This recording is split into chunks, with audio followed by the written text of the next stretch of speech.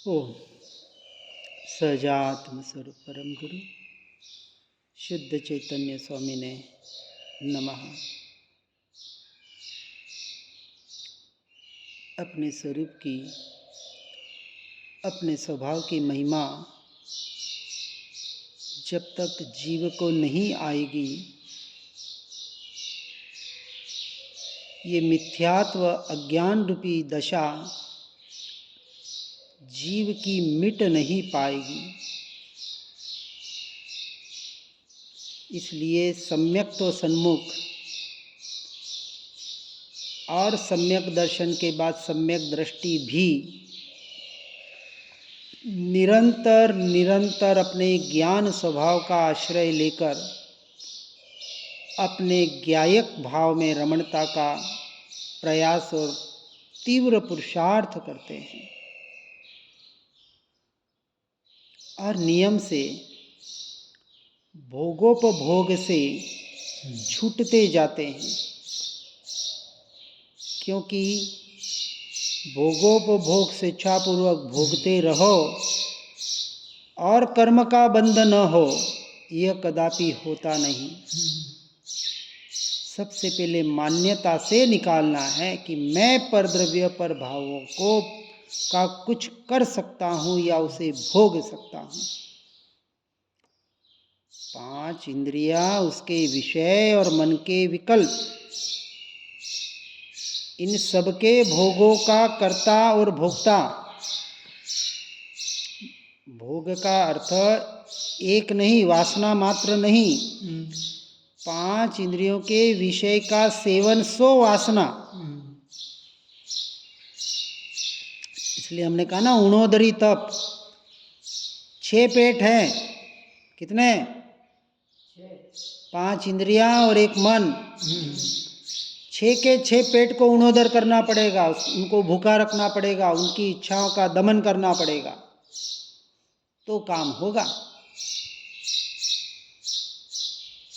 वो तो क्या है कि सबसे बड़े खतरनाक इसको बताया। हाँ, इसलिए शुरुआत इससे करते हैं। जिब्बा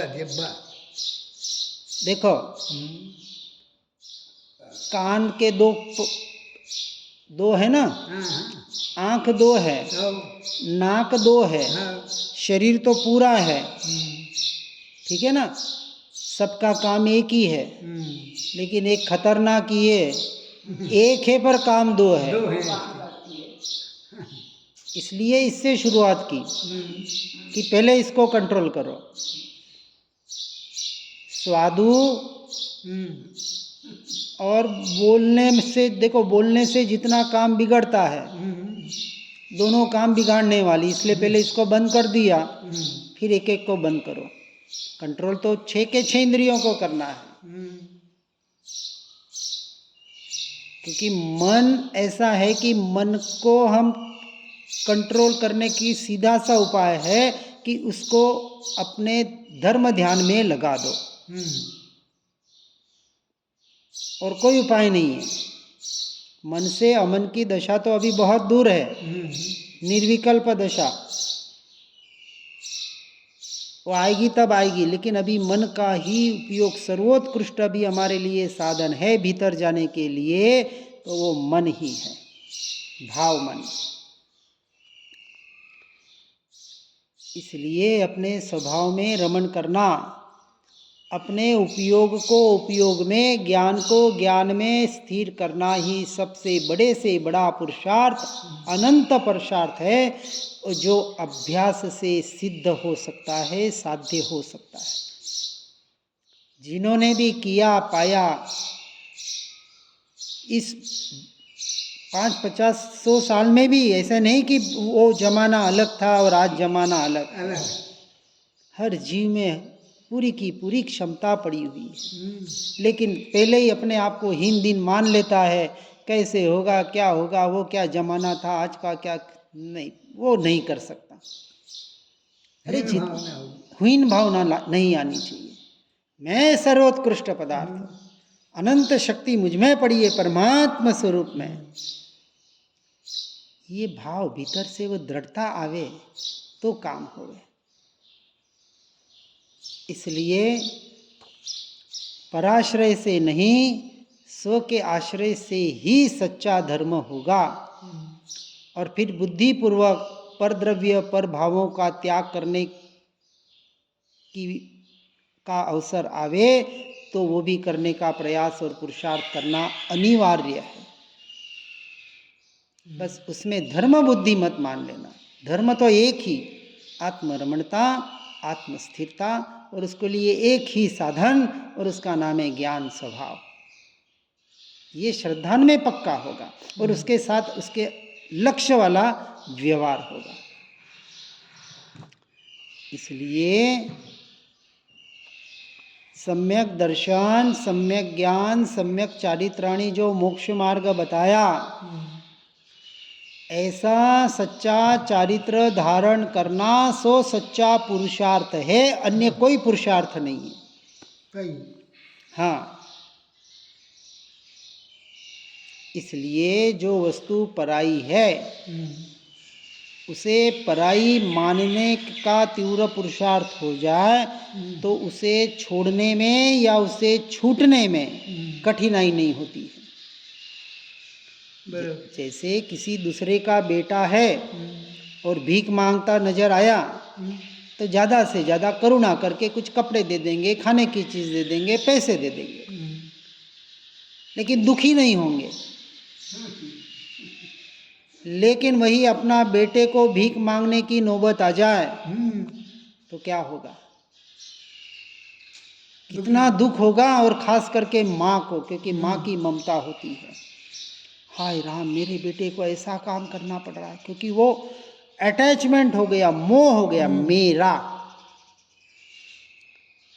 थे दोनों बच्चे, दोनों संगी पंचेंद्रिय मनुष्य, कोई फर्क नहीं, लेकिन एक में मैं पना नहीं है, मेरा पना नहीं है, और एक में मैं पना होने की वजह से मेरा पना है। ये मोह, ये हमको रुला रहा है इस संसार में, इसको घुमा रहा है। हाँ, घुमा नहीं, रुला रहा है। घूमना तो चलो अच्छा है, फिर भी थोड़ा घूम के आ जाए, लेकिन घूमते घूमते आपको कोई रुला दे तो जीव दुखी हो रहा है, रो रहा है, तड़प रहा है, वो उसको दिख नहीं रहा है। भीतर का आत्मा ऐसा तड़प रहा है कि कब मैं अपने घर पहुंचूं, कब अनादि काल से इस जेल में कैद हूं, सड़ रहा हूं। एक विचार करना, कल्पना करना खड़ी सामने। कोई तड़प रहा हो, किसी को काले पानी की सजा हो जाए, खाने पीने को वस्तु न मिले, वो तड़पने लग जाए। देखो बाहर ऐसे कोई तड़प रहा हो तो हमें कितनी करुणा आती है, पानी पिलाते, नौका मंत्र सुनाते, ये सुनाते हैं, उसको बचाने का प्रयास करते हैं। लेकिन भीतर से ये जीव की तड़प हमें नजर नहीं आ रही है, क्योंकि उसका घर तो सिद्धशिला है ना। हर जना अपने घर जाने चाहता है और घर में सुकून महसूस करता है, लेकिन अपना घर, मेरा निज घर क्या है उसे अभी खबर नहीं है, और खबर पता पड़ भी जाए तो उसका सत्य पुरुषार्थ नहीं कर पाता है, क्योंकि उसकी महिमा नहीं आई। जब तक स्वयं की महिमा नहीं आएगी तब तक यह देह रूपी वस्त्रों को अनंत काल तो बदल दिए, अनंत वस्त्रों को, अनंत देह को बदल दिए। अब यही परिपाटी चलती रहेगी। कब तक? जब तक स्वयं की पहचान न हो, और पहचान करके उसका यथार्थ श्रद्धान करके उसमें डुबकी लगाने का पुरुषार्थ न हो। इतना सा धर्म है और यही धर्म है, बाकी सारे अधर्म। इसके अलावा किसी में धर्म बुद्धि करेगा वो मिथ्या दृष्टि। कोई मूर्ति को मान रहा है, नहीं मान रहा है, कोई कौन सी क्रिया कर रहा है, कौन कितनी शुद्धि कर रहा है, कौन व्रत ग्रहण कर रहा है, कौन कितना ध्यान कर रहा है, हमारी दृष्टि शरीर शरीर शरीर शरीर की क्रियाओं पर है, बाहर की क्रियाओं पर है।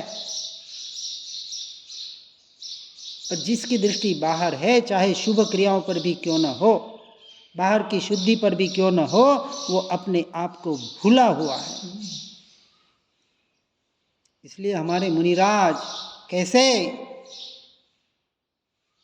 नग्न भाव, मुंड भाव, सह स्नानता, अदंत धोवन आदि परम प्रसिद्ध, जो एक धागे के टुकड़े का भी जिसे परिग्रह नहीं, दातुन इन हड्डियों को घिसने का भाव नहीं, शरीर पे पसीना आ जाए, मैल आ जाए, कितना भी सालों साल निकल जाए, उसे पहुंचने तक का भाव न आवे। और यहाँ तो कोई नहीं नहाता तो लगता है ये तो गंदे हैं। पता नहीं कि वो कौन सा अभ्यास कर रहे हैं, वो गंदगी दिख रही है, नहीं नहाते, कपड़े नहीं धोते, लेकिन उनके पीछे जो भाव छुपा है, उन भावों की पकड़ जीव नहीं कर पाता है और व्यवहार से द्वेष बुद्धि कर पड़ता है। क्या करना, कौन क्या कर रहा है, जिसकी जिसकी अपनी साधना, अपनी अपनी आराधना, लेकिन भीतर की खबर नहीं है। वो बाहर ही देखेगा और बाहर ही रुलेगा। संसार में धर्म के नाम पर भी बहुत सत्य, कड़वा कटु सत्य कह रहे हैं। हम तो स्पष्ट कहते हैं 22 परीक्षा सहन करने का अभ्यास करो। ये नहाना धोना, कपड़े धोना, ये श्रृंगार में आता है।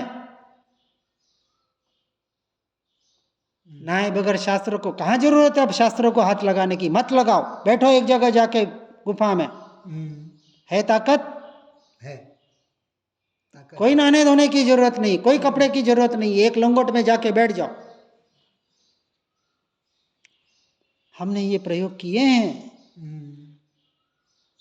बिल्कुल 8-8 दिन एक पानी के बूंद की जरूरत नहीं, लंगोट पे बैठे हैं 8-8 दिन गुफाओं में। आज श्वेतांबरों में एक ज्ञान गच चलता है, देखो ज्ञान रथ, जो सम्यक संकित के 8 अंग बताए ना, जुगुप्सा, किसी पे मतलब वो क्या बोलते हैं, घीन करना, मलिन वस्त्रों को देखकर ग्लानि, हाँ ग्लानि आती है ना, दुर्गंधा होती है, ये द्वेष बुद्धि है। ये एक अंग की ऐसा द्वेष बुद्धि, ऐसी ग्लानि नहीं करना। मलिन वस्त्र हो, खराब, मुनि राजों का तो अब जैसे किसी की 50 वर्ष की पर्याय है दीक्षा, वो उन्होंने तो पानी के बूंद अपने शरीर को पहुंचा तक नहीं है, जो सच्चे साधु। अब मैल पे मैल जम रहा है, पूरा शरीर काला हो रहा है। तो जरूरी नहीं कि साधु को देख के ग्लानि नहीं करना, अरे भिखारी को देख के भी ग्लानि करना द्वेष बुद्धि है। कोई भिखारी पास में आके बैठ जाए, बदबू आ रही हो, भगवान आत्मा दिखता है क्या? अरे गंदा, बदबू आ रही है।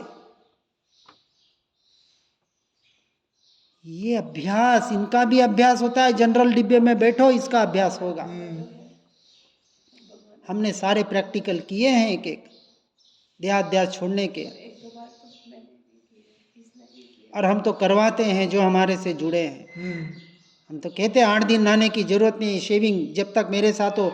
मेरे साथ एक उड़ीसा का आया था, अहम ब्रह्मास्मि वाला, शंकराचार्य वाला। अच्छा आत्मा का अभ्यास, मैंने कहा आत्मा का अभ्यास हो गया ना, अब देहाध्यास छोड़ने का अभ्यास कर।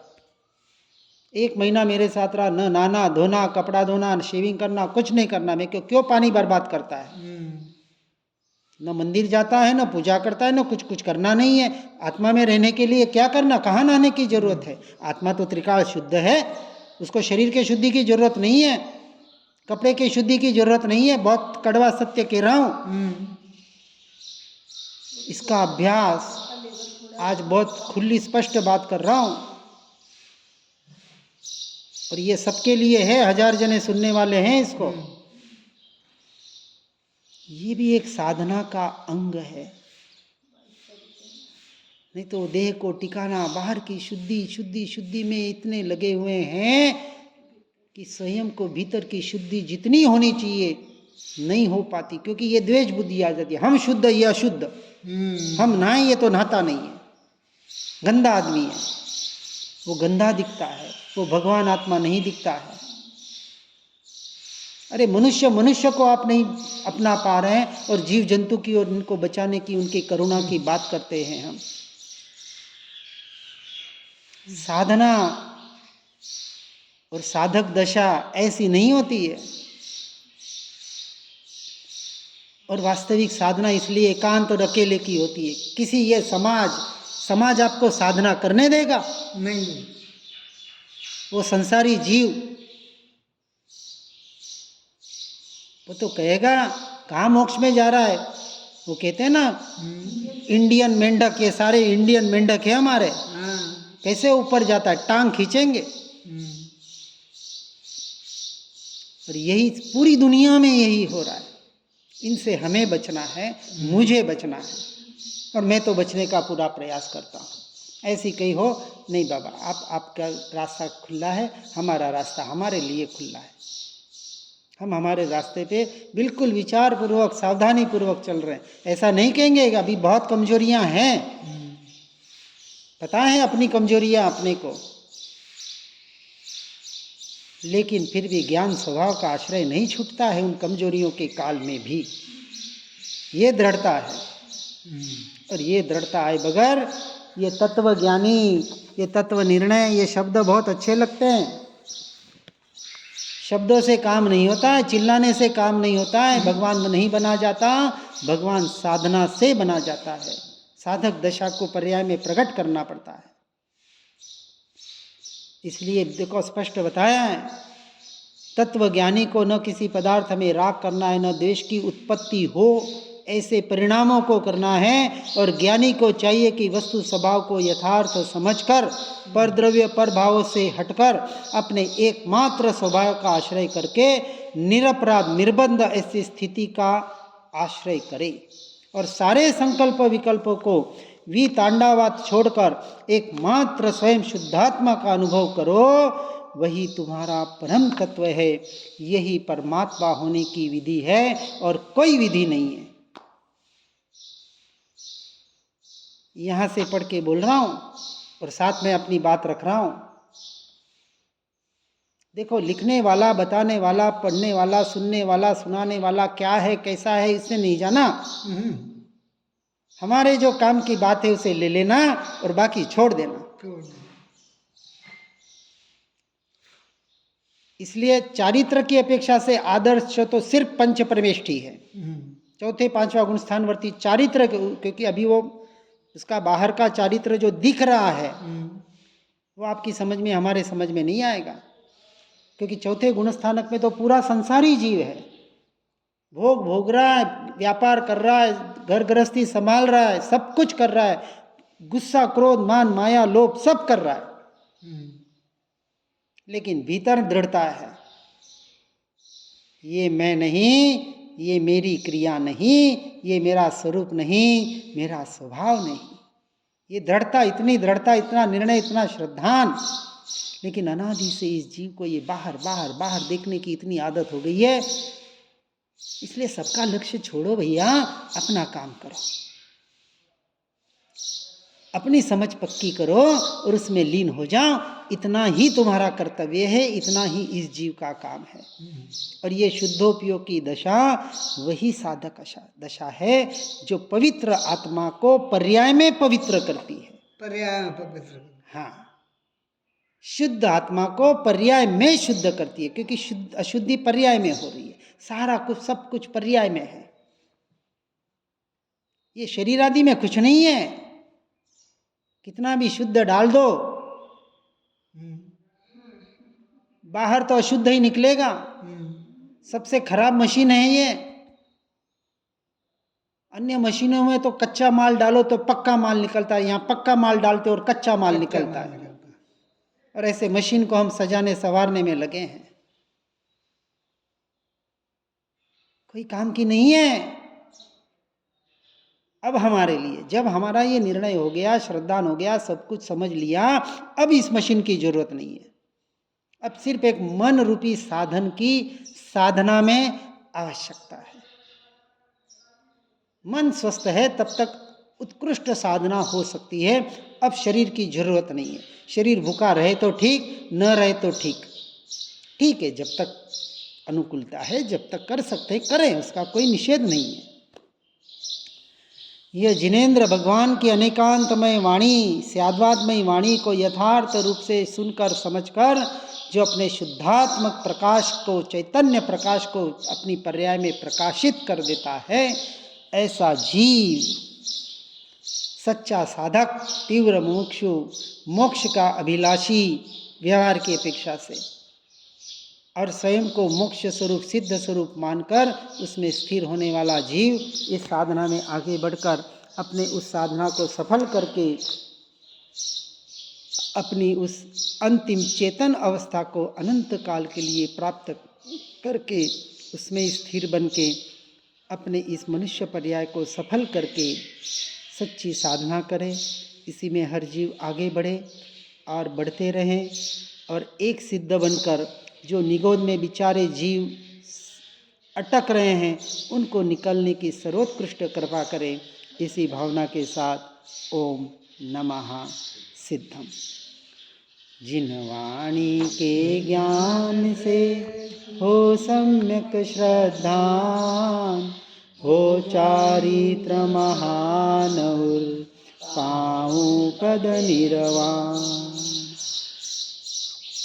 आत्म ही है देव निरंजन, आत्म ही सद्गुरु भाई, आत्म शास्त्र धर्म, आत्म ही तीर्थ, आत्म ही सुखदाई। आत्म मन नहीं है रत्न त्रय, पूरित अवगाहन कुछ धाम।